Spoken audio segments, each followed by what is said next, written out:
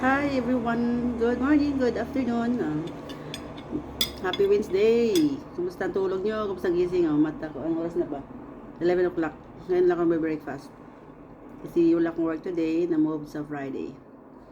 So ito guys, mag-breakfast tayo.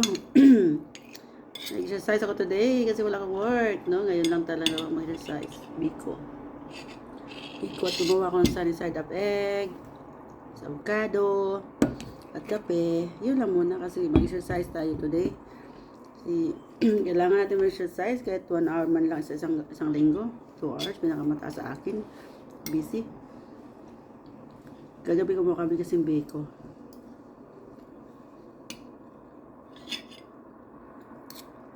Tapos, cancel kasi ang work ko ngayon. Kaya nagluto kami ng biko. Tapos nagkulay sa buhok. Nag-bleach lang yun. Lagyan ko siguro ng highlights or pangkulay. Pamangkin ko lang gumawa.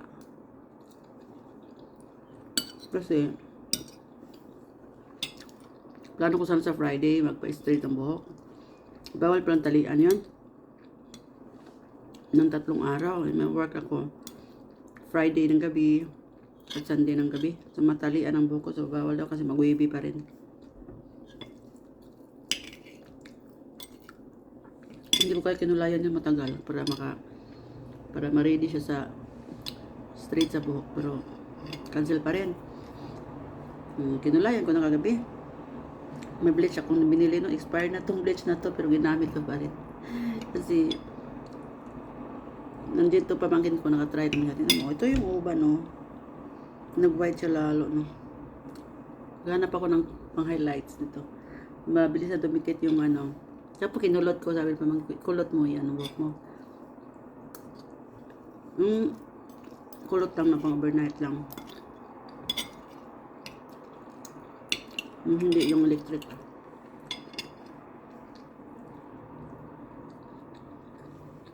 Yung breakfast nyo guys.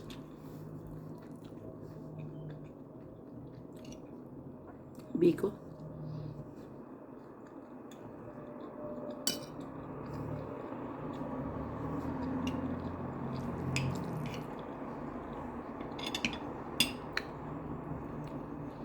Kape.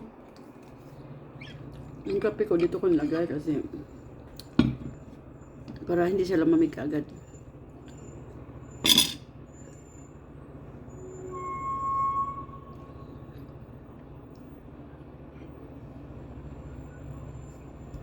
Yung kape ko this time is decaf. Nabusan ako ng kape ng regular. So decaf na lang. Antukin ako mamaya. Exercise ako today guys. Mas mag-get ready sa aming Christian meeting mamayang gabi 7:30. Enjoy your day. Bye bye.